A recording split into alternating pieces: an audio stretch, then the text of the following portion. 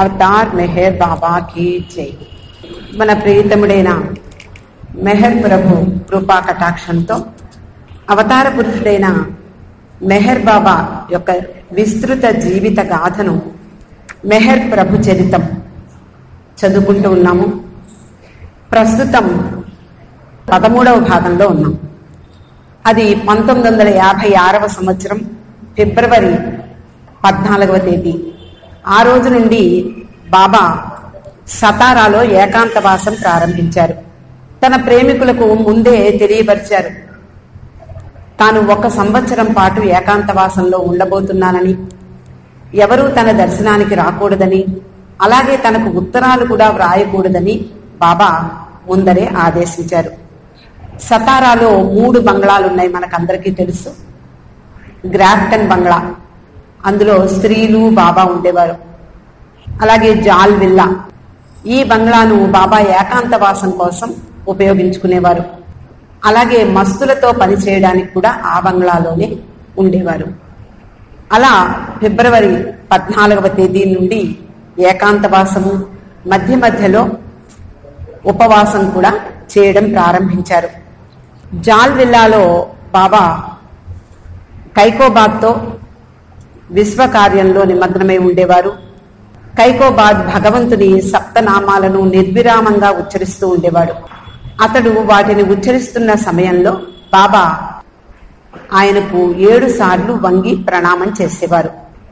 అలా గ్రాఫ్టన్ బంగ్లాలో స్త్రీలతో బాబా అప్పుడప్పుడు వచ్చి ఉండేవారు. జాల్ విల్లాలో కైకోబాద్తో బాబా తన విశ్వ కార్యాన్ని కొన్ని రోజులు నిర్వహించారు. ఆ సమయంలో బాబా దగ్గర ఇస్మాయిల్ అనే బాలుడున్నాడు. అతడు 4వ తరగతి వరకు చదివాడు. నిజానికి బాబా మండలి వారిలో భావుకల్చూరి మనకు తెలుసు. 2 సంవత్సరాలే అయ్యింది బాబా దగ్గరికి వచ్చి. బాబా తీరు తెన్నులు పూర్తిగా ఇంకా తెలియవు. ఆయన పనిచేసే విధానం కూడా ఇంకా పూర్తిగా తెలియలేదు ఆయనకి. ఎవరైనా బాబా దగ్గర ఉండాలి అంటే వాళ్ళ యొక్క సర్వస్వాన్ని త్యజించి సర్వస్వాన్ని ఆయనకు అర్పించే విధానంగా ఉండేవాళ్లే ఆయన దగ్గర ఉండగలిగేవాళ్ళు. కాబట్టి మండలి వారిని ప్రతి ఒక్కరిని బాబా తర్ఫీదు ఇచ్చేవారు, ట్రైనింగ్ ఇచ్చేవారు. ఏ విధంగా అంటే తనలో ఉండేటటువంటి అహం, అలాగే మేధస్సు, వాళ్ళ బుద్ధి పనిచేసే తీరు, ఇవన్నీ పక్కన పెట్టి మాత్రమే బాబా దగ్గర ఉండగలిగేవాళ్ళు. తావులో ఉండేటటువంటి చిన్న చిన్న బలహీనతలను రూపుమాపడానికై బాబా పని చేయడం ప్రారంభించారు. తన వద్ద ఉన్నటువంటి ఇస్మాయిల్ అనే కుర్రవాణ్ణి గురించి మాట్లాడుతూ అతడు చాలా తెలివైనవాడని, స్కూలుకు వెళ్లే అందరి పిల్లల్లాగా అతడు కూడా చదువుకోవాలని తన అభిప్రాయాన్ని వ్యక్తం చేశారు. ఒకరోజు భావును గ్రాఫ్టన్ బంగ్లాకు పిలిచారు. పిలిచి అంటున్నారు, ఇస్మాయిల్ చాలా మంచి పిల్లవాడు, నీవు వానికి మనసంతా పెట్టి చదువు చెప్పు. ఇంతకు ముందు అతడు 4వ తరగతి చదువుకున్నాడు. నువ్వు 1 సంవత్సరం లోపులో అతన్ని మెట్రిక్ పరీక్ష పాస్ అయ్యేలాగా చూడాలి అన్నారు. దీని అర్థం ఏమిటి? 4వ తరగతి కుర్రవాణ్ణి 6 సంవత్సరాలు ఒకే సంవత్సరంలో 6 సంవత్సరాల విద్యను ఒకే సంవత్సరంలో అతడికి నేర్పి మెట్రికులేషన్ పరీక్ష పాస్ చేయించాలి. అది భావుకిచ్చినటువంటి బాబా టార్గెట్. కానీ బాబా ఉద్దేశం అది కాదు. ఆ పిల్లవాడికి పరీక్ష పాస్ చేయించడం వల్ల బాబాకు వచ్చేది ఏం లేదు. భావు ఆశ్చర్యపోయాడు. ఏమిటి బాబా ఇలా నాకు ఆదేశం ఇచ్చారు? 4వ తరగతి చదువుకునేటటువంటి పిల్లవాడికి 6 సంవత్సరాలు ఒకే సంవత్సరం ఆ విద్యనంతా కూడా పూర్తి చేసి మెట్రికులేషన్ పరీక్ష పాస్ చేయించడం ఏమిటి? దానివల్ల మనకి లాభం ఏమిటి? ఆశ్చర్యపోతూ ఆలోచిస్తున్నాడు భావు. బాబా అంటారు, దాని గురించి నువ్వేమీ చింతించకు, నేను ఆంతరంగికంగా నీకు సహాయం చేస్తాను అన్నారు. మామూలుగా మనకి ఆంతరంగికంగా సహాయం చేస్తాను అంటే ఏమనిపిస్తుంది? బాబా ఏదో మెరికల్ చేసి అతన్ని మెట్రికులేషన్ పరీక్ష పాస్ చేయిస్తారేమో, భావుకి అలా తోడ్పడతారేమో అని మనం అనుకోవచ్చు. కానీ ఇక్కడ జరిగింది అది కాదు. భావు మార్కెట్కి వెళ్ళాడు. బాబా ఆదేశానుసారం ఇస్మాయిల్కి కొన్ని పుస్తకాలు కొని తీసుకొచ్చి చదువు చెప్పడం ప్రారంభించాడు.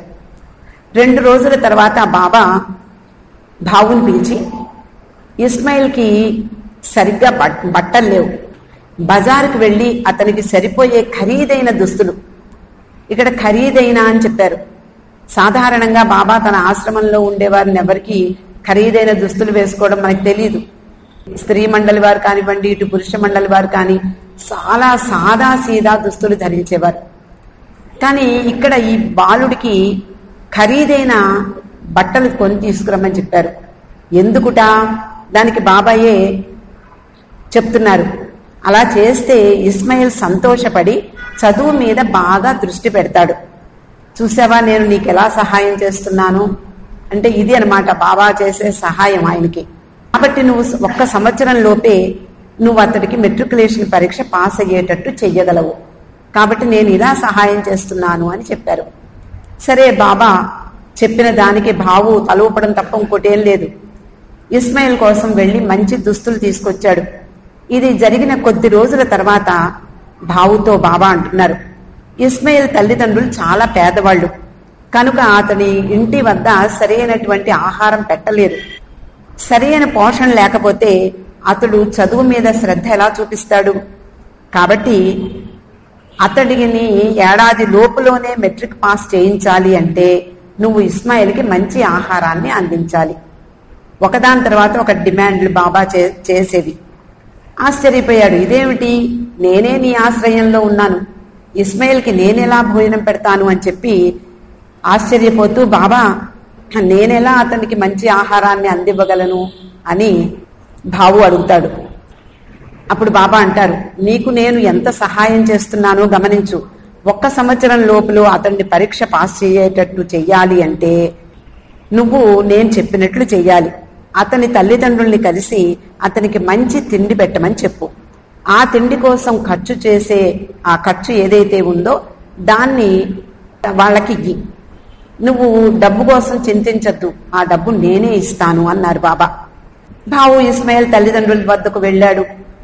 నెలకి సరిపడా ధనాన్ని ఇచ్చాడు. అతడికి మంచి భోజనం పెట్టమని చెప్పాడు. ఇవన్నీ ఏర్పాట్లు చేయడం చూసి బాబా సంతృప్తి చెందారు. మళ్ళీ మరో ఆదేశాన్ని ఇచ్చారు. అంటే ఏ విధంగా ఆయనలో ఉండేటటువంటి ఓర్పుని ఎలా పరీక్షిస్తున్నారో మనం గమనించవచ్చు.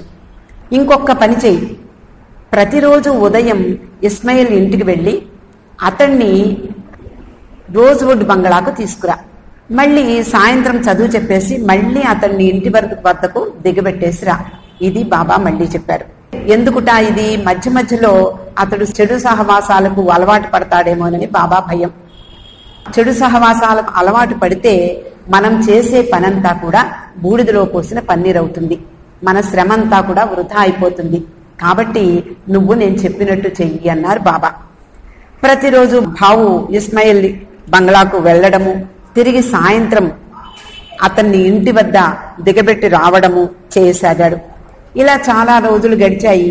తర్వాత బాబా భావుని మరొక్కసారి మందలించారు. ఏమని అంటే, నువ్వు ఇస్మాయిల్ గురించి సరైన శ్రద్ధ తీసుకోవటం లేదు. చూడు బయట ఎంత వేడిగా ఉందో, నీవేమో అతన్ని ఎండలో ఏ రక్షణ లేకుండా తీసుకొస్తున్నావు. అతని ఆరోగ్యం చెడిపోతే చదువంతా నాశనమైపోతుంది. ఇలాగైతే అతన్ని సంవత్సరం లోపల మెట్రికులేషన్ పరీక్ష పాస్ చేయించలేవు. దాంతో నీకు అవిధేయుడవు అనే బిరుదు వచ్చేస్తుంది. అంటే బాబా పట్ల విధేయత లేనివాడవుగా గుర్తింపబడతావు. కాబట్టి అతన్ని రోజ్వుడ్కు బంగ్లాకు తీసుకువచ్చే సమయంలో అతనికి ఎండ తగలకుండా గొడుగు పట్టి తీసుకురా అన్నారు. చూసావా నేను ఎంత సహాయపడుతున్నానో నీకు, ఎన్ని మెలకువలు చెప్తున్నానో నీకు అని భావుతోటి చెప్తున్నారు. సరే, చేసేదేమీ లేదు భావు. ఇస్మాయిల్కి ఎండ తగలకుండా గొడుగు పట్టి రోజు తీసుకొస్తున్నాడు. ఎదురైనటువంటి వాళ్ళందరూ చూసి, ఇదేమిటి, పేడ ఎత్తుకునేటటువంటి ఒక పిల్లవాడికి ఇంత మర్యాదిస్తున్నారు, ఇంత గౌరవిస్తున్నారు అని వాళ్ళందరూ కూడా ఆశ్చర్యపోతున్నారు. మొదట్లో ఇస్మాయిల్ బాగానే చదివేవాడు. అతన్ని అధికంగా గారం చేసిన కొలది అతనిలో చదువు మీద శ్రద్ధ తగ్గిపోయింది. అలాగే భావుని అతను సతాయించడం కూడా ప్రారంభించాడు. కొన్ని రోజుల తర్వాత బాబా భావుని మళ్లీ పిలిచారు. నువ్వు ప్రతిరోజు రోజ్వుడ్ బంగ్లా కాదు, గ్రాఫ్టన్ బంగ్లాకు తీసుకురా. శారీరకంగా అతనికి శక్తిని ఉత్సాహాన్ని అందించే భోజనము పానీయము అందించాలి. తద్వారా అతని ఆరోగ్యం క్రమబద్ధంగా ఉండి చదువు పట్ల మరింత శ్రద్ధ వహిస్తాడు. అందుచేత భావు ఇస్మాయిల్ని గొడుగు పట్టి అతడికి రోజ్వుడ్ బంగ్లా కాకుండా బాబా చెప్పినట్లుగా గ్రాఫ్టన్ బంగ్లాకు తీసుకొస్తున్నాడు. బాబా ఆ ఇస్మాయిల్ అనే పిల్లవాడిని తన ఎదురుగుండా ఉండే సోఫాలో కూర్చోబెడుతున్నారు. భావు మాత్రం నిలబడి ఉండాలి. ఇంతకీ ఆ కుర్రవాడికి చదువు చెప్పే ఉపాధ్యాయుడు నిలబడి ఉంటున్నాడు, చదువుకునే విద్యార్థి ఎదురుగుండా హాయిగా సోఫాలో కూర్చుని ఉంటున్నాడు. ఈలోగా గోహెర్ ఒక ట్రే నిండా తినుబండారాలు, ఓ గ్లాసుతో షర్బత్ తీసుకొచ్చేది. భావు వాటిని అందుకుని ఇస్మాయిల్కి అందించేవాడు. ఇస్మాయిల్ శుభ్రంగా వాటిని ఆరగించి భావుకి ఆ పళ్ళెము గ్లాసు ఇచ్చేసేవాడు. భావు అతడు తిన్నటువంటి ప్లేటు ఆ గ్లాసు శుభ్రం చేయవలసి వచ్చేది. ఇలా ఇస్మాయిల్కి ఒకటి తర్వాత ఒకటి భోగాలు సమకూర్చడంతో భావు ఓర్పు మీద గట్టి దెబ్బే పడింది.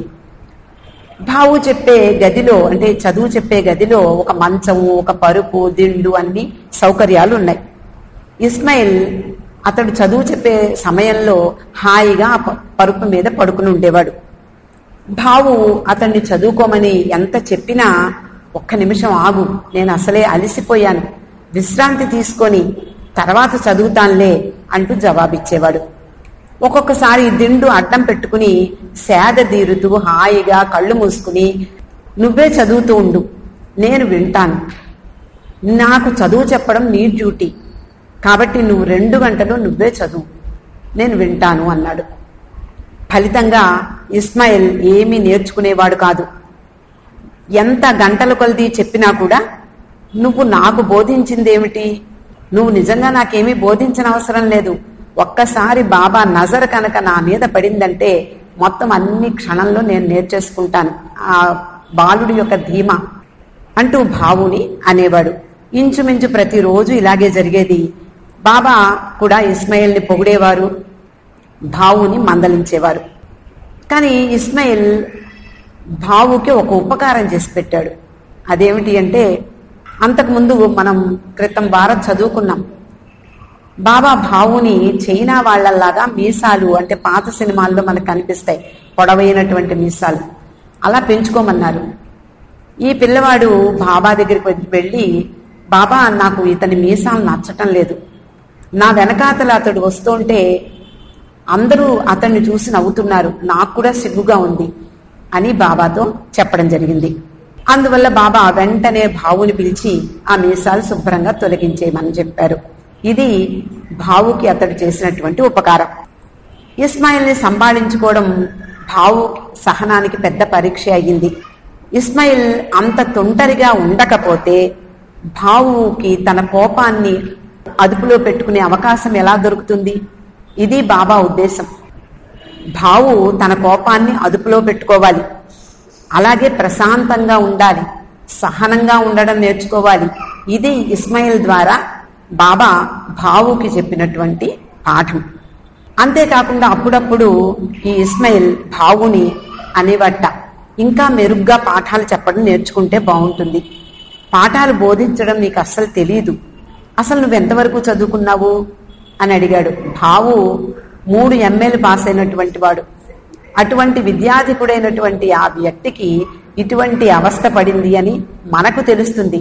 కానీ అంతర్గతంగా బాబా అతనికి సహాయం చేయడం ఏమిటి అంటే, ఈ సహనాన్ని నేర్చుకోవడము, ఓర్పు వహించి ఎలాంటి పని ఎలా చెయ్యాలో, బాబాకు ఎలాంటి విధేయత చూపించాలో నేర్చుకోవడము, ఇవి ఆ బాలుడి ద్వారా బాబా అతనికి నేర్పడం జరిగింది. మరికొన్నిసార్లు అనేవాట ఆ బాబు, నీ నాడి నా చేతిలో ఉంది, ఒక్కసారి కనుక నీ విషయం బాబాకు చెప్పాననుకో, నువ్వు ఇరకాటంలో పడతావు అని కూడా బెదిరించేవాడు. అలా సతారాలో ఉన్న రోజుల్లో ఇంతటి అయోగ్యుడైనటువంటి విద్యార్థి యొక్క బరువు బాధ్యత భావు భరించవలసి వచ్చింది. 1956వ సంవత్సరం మార్చి 6వ తేదీన బాబా ఏకాంతవాసంలో తాను చేయవలసినటువంటి పని కోసం వేరొక బంగ్లాకు మారారు. గత వారం మనం చదువుకున్నాం. జాల్విల్లా బంగ్లాలో చేయవలసిన పని పూర్తయిందని తనకు వేరే బంగ్లా చూడమని చెప్పి మండలి వారిని ఆదేశించారు. బాబా ఆదేశించినట్లే బాబా పని కోసం జడ్జి బంగ్లాను ఎన్నిక చేశారు. అది పురాతనమైనటువంటి కట్టడమే అయినప్పటికీ కూడా జాల్విల్లాలో కంటే ఇక్కడ సౌకర్యంగా ఉంది. ఇక్కడ ప్రశాంతమైనటువంటి పరిసరాలలో ఈ బంగ్లా ఉంది. బాబా ఆదేశం ప్రకారము సిద్ధు మెహరాబాద్ నుండి ఆలీషా మస్తును సతారాకి తీసుకొచ్చాడు.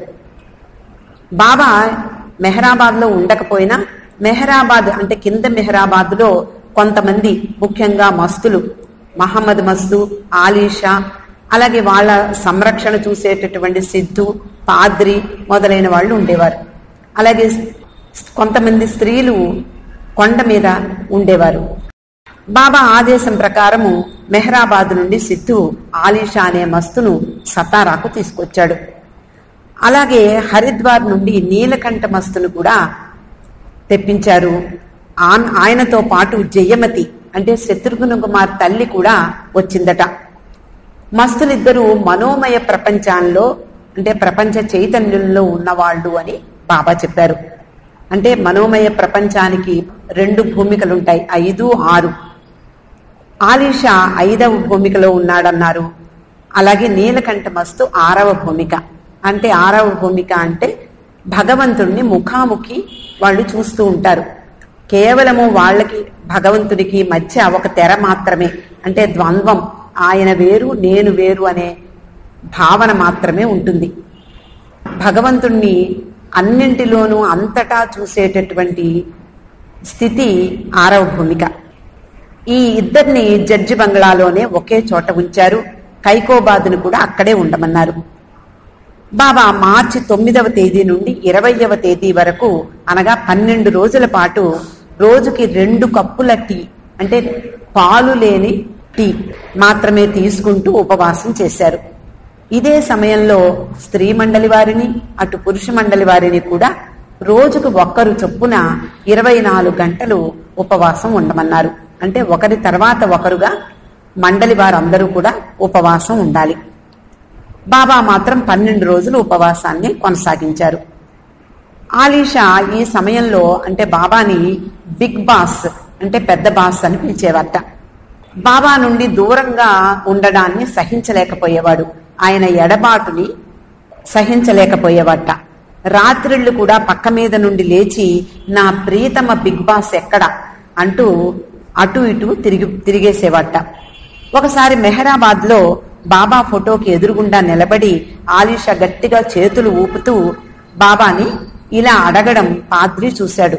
ఏమని అడిగాడు అంటే, నీకు అంతటి ఆధ్యాత్మిక సంపద ఉంది కదా, నాకు ఇంత తక్కువ ఇచ్చావేమిటి, ఇంకొంచెం ఇవ్వచ్చు కదా, ఎక్కువ ఎందుకు ప్రసాదించవు అని బాబాని అడగడం పాద్రి చూడడం జరిగింది. బాబా సాహిత్యంలో మస్తుల గురించి ముఖ్యంగా లార్డ్ మెహర్లో అనేక మంది అనేక సందర్భాలలో తెలుసుకున్నాం. ఒక్కొక్కళ్ళు ఒక్కొక్క తీరు ప్రదర్శించేవారు. నీలకంఠ మస్తు చాలా చురుగ్గా ఉండేవాట. కొన్ని సమయాల్లో మాత్రం అస్సలు కదలకుండా కళ్ళు మూసుకుని పడుకుని ఉండేవాడు. బాబా ఏదైనా సూచన చేస్తే మాత్రం తక్కువని లేచి ఆ పని చేసేవాడు. బాబా స్నానం చేయిస్తాను రా అనగానే అతడు పక్క మీద నుండి ఒక్క ఉదుటున లేచి పరిగెత్తి బాత్రూంకి వెళ్లేవాడు. బాబా అక్కడ అతడికి స్నానం చేయించేవారు. స్నానం అయిపోగానే వెంటనే అతని పక్క మీదకు పరిగెత్తి పడుకుని వెంటనే క్షణంలోనే కళ్ళు మూసుకుని నిద్రలోకి జారిపోయేవాడు. తను ఆహారం తీసుకోవాలి అనుకుంటే ఆ మస్తు వంటగదిలోకి తానే వెళ్లి తానే విచిత్రమైనటువంటి రీతిలో ఏదో వండుకుని తినేవాట. ఆహారం వద్దు అనుకున్నప్పుడు మాత్రం ఎక్కడికి కదిలేవాడు కాదు, అలాగే ఉండిపోయేవాడు. బాబా వ్యక్తిగత అవసరాలు చూసేందుకు ప్రతిరోజు ఉదయం 5 గంటలకు ఎరిచ్ భావు రోజ్వుడ్ బంగ్లా నుండి జడ్జి బంగ్లాకు వెళ్లేవారు. ప్రతిరోజు ఉదయం 6:30 గంటలకు ఈ రోజ్వుడ్ బంగ్లాలో ఉన్నటువంటి వాళ్ళందరికీ కోసము టీ తెప్పించేవారు.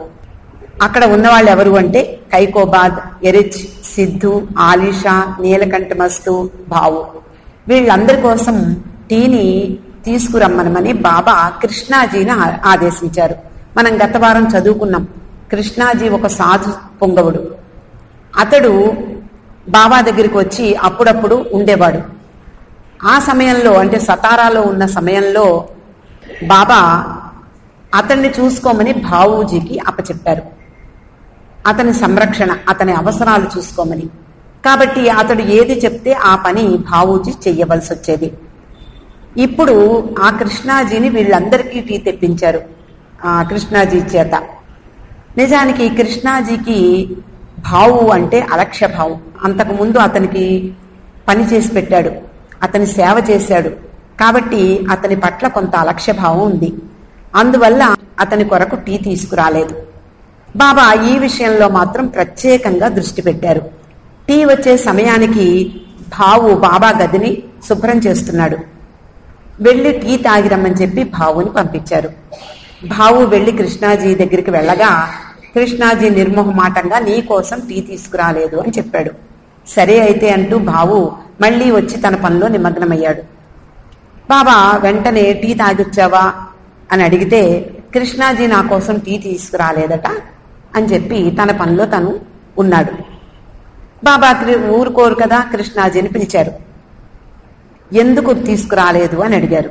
అడిగితే మర్నాటి నుండి తీసుకొస్తాను బాబా అని మాట ఇచ్చాడు. కానీ బాబా అతన్ని వదిలిపెట్టలే. ఈ రోజు ఎందుకు తీసుకురాలేదు అని అడిగారు. ఇంకా నిజాయితీగా ఒప్పుకుంటే బాగుండేదేమో. అతడు బాబా దగ్గర అబద్ధం చెప్పాడు, మర్చిపోయాను అని. బాబాకి తెలుసు, తెలియందేముంది ఆయనకి. కృష్ణాజీని మందలిస్తూ నువ్వు నాకెప్పుడు అవిధేయత చూపించడానికి వీల్లేదు అన్నారు. మర్నాటి నుండి కృష్ణాజీ బాబా చెప్పినట్లే అందరికీ టీ తీసుకొచ్చి ఇచ్చాడు. ఇంతవరకు భావు అతడికి పరిచారకునిగా ఉండేవాడు. అలాంటి అతనికి టీ తీసుకురావడం అతనికి నచ్చలేదు, అవమానకరంగా ఉంది. మొదట్లో కృష్ణాజీని అందరూ గౌరవించేవారు. బాబా అలాగే బాబా మండలి వారు కూడా అతన్ని గౌరవించేవారు. కానీ ఇప్పుడు అతనికి సాధారణమైన పనులు, చిన్న చిన్న పనులు కూడా అందరూ చెప్తున్నారు. అంతకు ముందు అంటే సాధువులు, మన భారతదేశంలో మన అందరికీ తెలుసు సాధువులు సన్యాసులు ఎలా ఉంటారో. పెద్ద పెద్ద గెడ్డాలు, ఎక్కువ జుట్టు అంతా పెంచుకుని ఉంటారు. బాబా గత వారం చదువుకున్నాం, కృష్ణాజీని పిలిచి నీ గెడ్డము జుట్టు కత్తిరించుకోమన్నారు. ఆ విధంగానే కృష్ణాజీ చేశాడు. ఇప్పుడు అతనికి ఇదంతా కూడా బాధాకరంగా ఉంది. అతడు పెంచుకున్నటువంటి గెడ్డం కానీ శిరోజాలు కానీ లేవు ఇప్పుడు. అంటే ఒక సాధువులా కనిపించడం మానేశాడు. ఈ పరిస్థితి అంతా కూడా అతనికి అవమానకరంగా తోచింది. నిజానికి మిడిసిపాటుతో ఆడంబరంగా అహాన్ని పెంచుకున్న వాడెవ్వడూ బాబాతో ఉండలేడు. సర్వము ఆయనలో పోగొట్టుకోవాలి. ఆయనకే సర్వార్పణ అయిన వారు మాత్రమే ఆయన దగ్గర నిలదొక్కుని ఉండగలరు. అందువలన కృష్ణాజీ బాబా సాన్నిధ్యంలో ఉండడం చాలా కష్టమైపోయింది. అందరూ తనని ఒక గురువులా ఆదరించాలని ఆశించాడు. కానీ బాబా ఆశ్రమంలో అలాంటిదేమీ జరగటం లేదు. ఒకరోజు అతడు బాబా దగ్గరికి వచ్చి, బాబా కొద్ది రోజుల పాటు ఇక్కడ నుండి నేను దూరంగా వెళ్ళిపోవాలి అనుకుంటున్నాను అన్నాడు. అలా అనగానే బాబా తక్షణం సైగలు చేస్తూ వెళ్ళు వెళ్ళు అంటూ 1 గంటలోనే అతన్ని పంపించేశారు. ఆ తర్వాత మరెప్పుడూ అతన్ని మండలి వారితో కానీ తనతో పాటు ఉండేలాగా అనుమతించలేదు.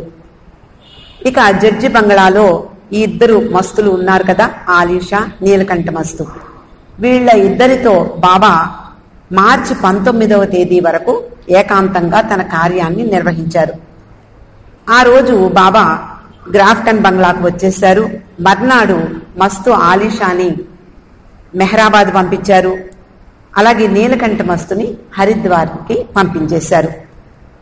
3 రోజుల తర్వాత ఈ జడ్జి బంగ్లా ఆవరణలో ఒక పెద్ద చెట్టు ఉండేదట. అది ఎందుకో తెలియదు కానీ అకారణంగా పెద్ద పెద్ద జ్వాలలతో మండిపోయి అది కూలిపోయింది. ఈ సంఘటన ప్రాముఖ్యత కలది, నా పనికి దీనికి సంబంధం ఉంది అని బాబా తెలియజేశారు. తర్వాత బాబా 56 మంది పేదలకు అలాగే దర్గాలకు ప్రణమిల్లే పనిని నిర్వహించాలనుకున్నారు. మార్చి 29వ తేదీ ఉదయం 8 గంటలకు ఎరిచ్, పెండు, నీలు వీళ్ల ముగ్గురిని వెంట పెట్టుకుని మెహర్జీ కారులో బయలుదేరారు. సతారా నుండి బయలుదేరి మెహరాజాద్కి మధ్యాహ్నం వెళ్లిపోయారు. అక్కడ మండలి సభ్యులతో భోజనాలు చేశారు. ఆది సీనియర్ వచ్చాడు. అతనికి కొన్ని సూచనలు ఇచ్చారు బాబా. ఆ రాత్రికి బాబా మెహరాజాద్లోనే విశ్రాంతి తీసుకున్నారు. మర్నాడు బాబా 6 గంటలకే 4 మండలి సభ్యులతో కలిసి ఔరంగాబాద్ వెళ్లారు. ఉదయం 11 గంటలకు ఖుల్దాబాద్ చేరుకున్నారు.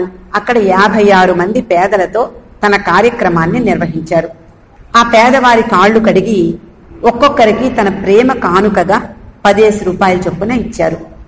తర్వాత అక్కడ ఉండేటటువంటి దర్గాలకు వెళ్లి ఒక్కొక్క సమాధి వద్ద 56 సార్లు ప్రణమిల్లారట.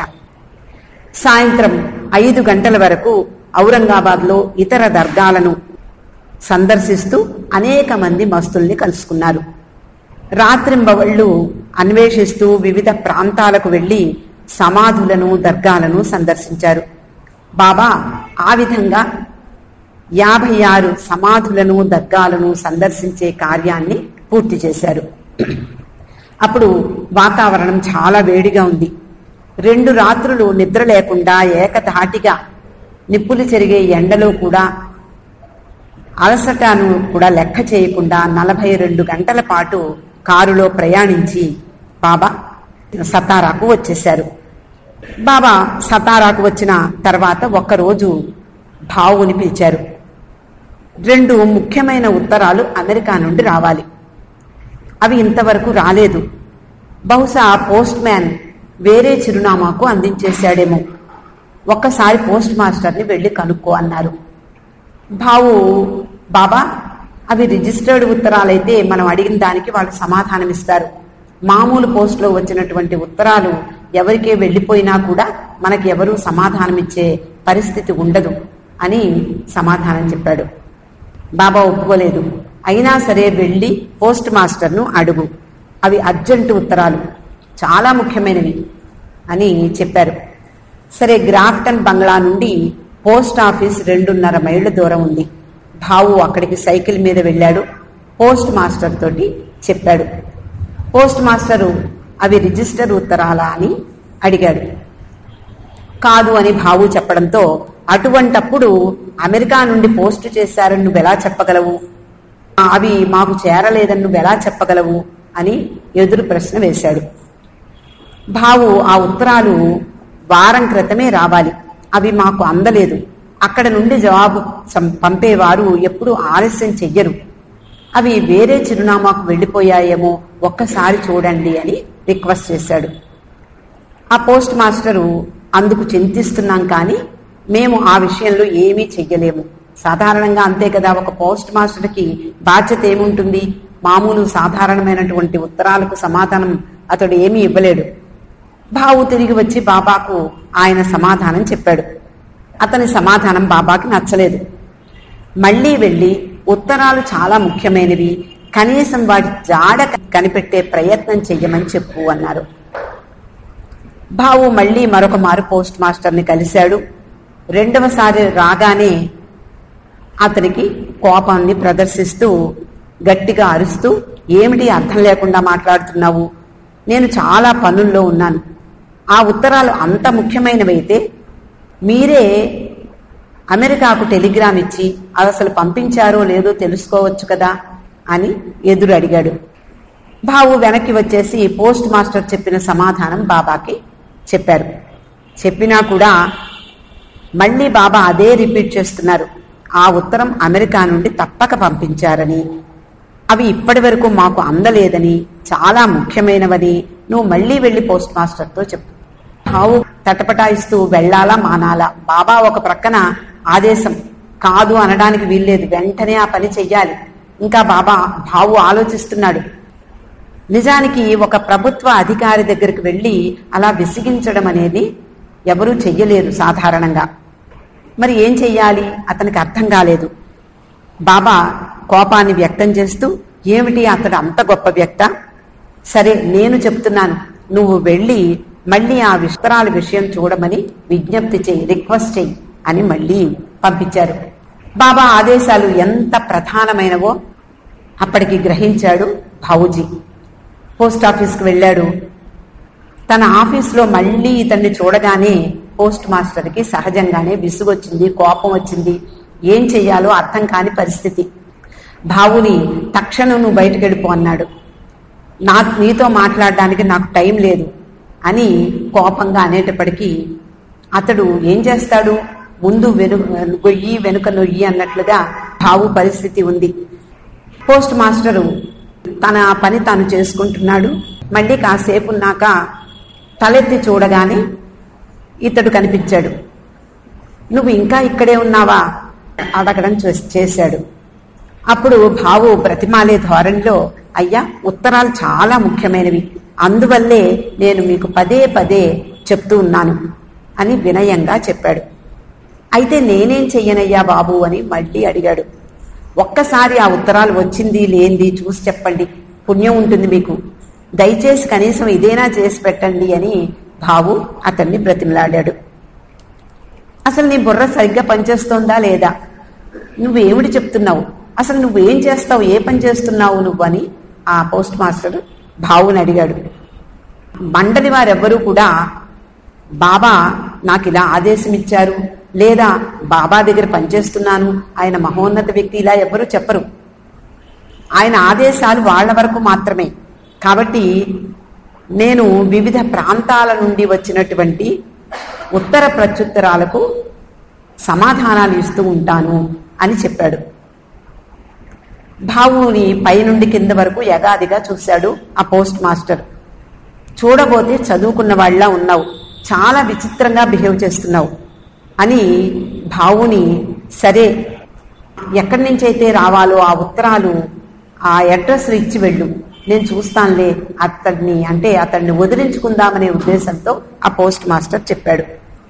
భావు బతికాన్రా దేవుడా అని 2 చిరునామాలు ఇచ్చి ఇక్కడ నుండి రావాలి మాకు ఉత్తరాలు అని చెప్పి ఈ విషయాలు బాబాకి చెప్పడానికి వెనక్కి వెళ్ళిపోయాడు.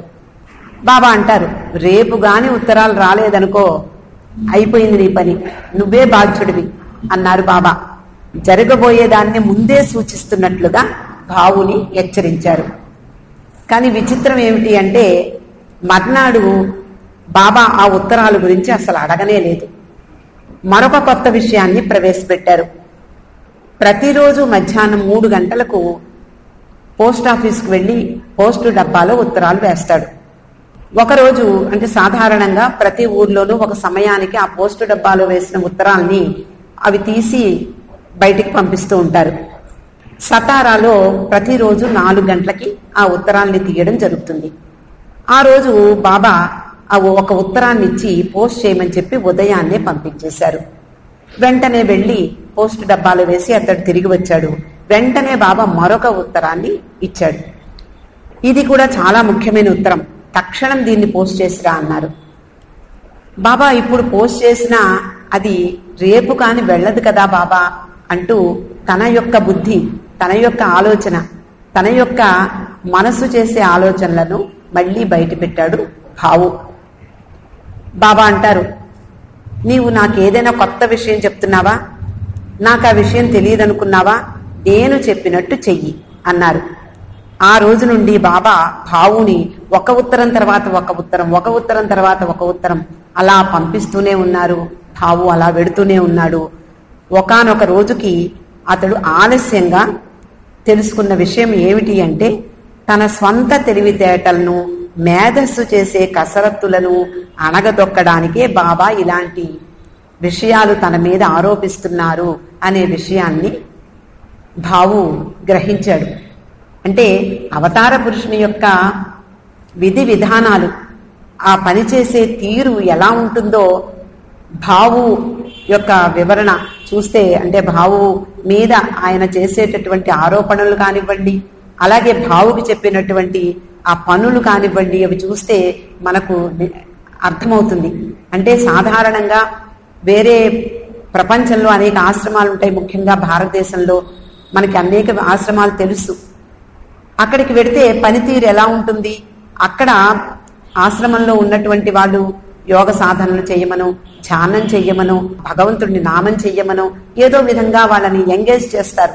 కానీ ఇక్కడ అలా కాదు, ప్రాక్టికల్ గా. అందుకనే ఆచార్యవరేణ్యుడు అని బాబాని మన భాస్కర్ రాజు గారు పొగడ్డం జరిగింది.